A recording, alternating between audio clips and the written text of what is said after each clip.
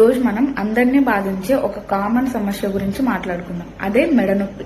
మెడనొప్పి రావడానికి చాలా కారణాలు అయితే ఉన్నాయి. సో ఈ రోజు మనం ఏ కారణాల వల్ల మెడనొప్పి వస్తుంది ఈ వీడియోలో తెలుసుకుందాం. సో ఈ వీడియో పూర్తి వరకు చూడండి. మెడనొప్పి రావడానికి మెయిన్ గా ఈ ట్రెపిజియస్ మసిల్ అనేది టైట్ అవ్వడం వల్ల మెడనొప్పి వచ్చే ఛాన్స్ ఉంది. ఈ ట్రెపిజియస్ మసిల్ ఎక్కడ ఉంటుందంటే మన మెడ దగ్గర నుంచి భుజం వరకు ఎక్స్టెండ్ అయి ఉంటుంది. ఈ ట్రెపిజియస్ మజిల్ అనేది మన మెడకి సపోర్ట్ గా అండ్ మన పోస్చర్ ని కరెక్ట్ గా ఉంచడానికి యూజ్ అవుతుంది.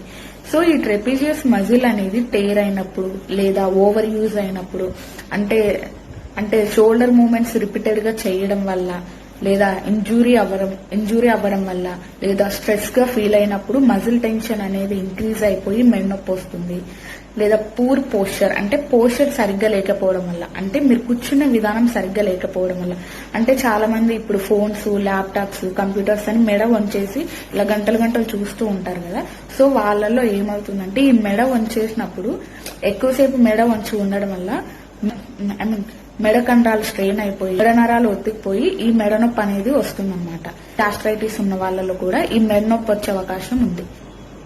సో దీని సిమ్టమ్స్ ఎలా ఉంటాయంటే సివియర్ హెడేక్ రావడం, వామిటింగ్ వచ్చినట్టు ఉండడం, కళ్ళు తిరగడం, చెయ్యి కదపలేకపోవడం, పక్కకి తిరిగి చూడలేకపోవడం, మెడంతా బిగుసుకుపోయినట్టు పట్టేసినట్టు ఉంటుంది. ఈ మెడనొప్పికి ఫిజియోథెరపీ ట్రీట్మెంట్ ఎలా ఉంటుంది? First manual therapy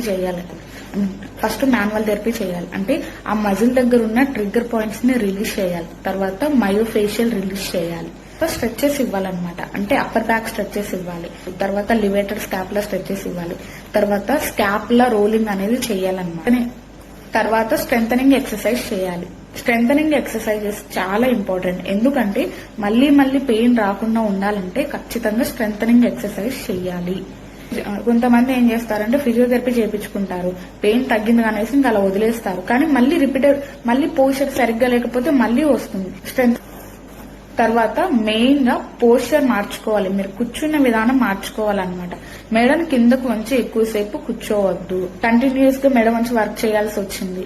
so continuous గా వర్క్ చేయకుండా మధ్యలో బ్రేక్స్ తీసుకొని నెక్ స్ట్రెచెస్ అనేది చెయ్యాలి. హోమ్ టిప్స్ అంటే మీరు ఇంటి దగ్గర ఏం చేసుకోవచ్చు అంటే ఇంటి దగ్గర మీరు ఏమేమి జాగ్రత్తలు తీసుకోవాలి.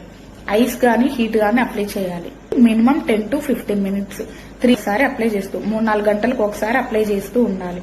తర్వాత మెయిన్ గా మీ పిల్లో అడ్జస్ట్మెంట్ అనేది చేసుకోవాలి. మరీ హైట్ గా ఉండకూడదు, మరీ లోగా ఉండకూడదు, మీడియం గా ఉండేలాగా చూసుకోండి. సో ఈ జాగ్రత్తలు తీసుకుంటే మంచిది.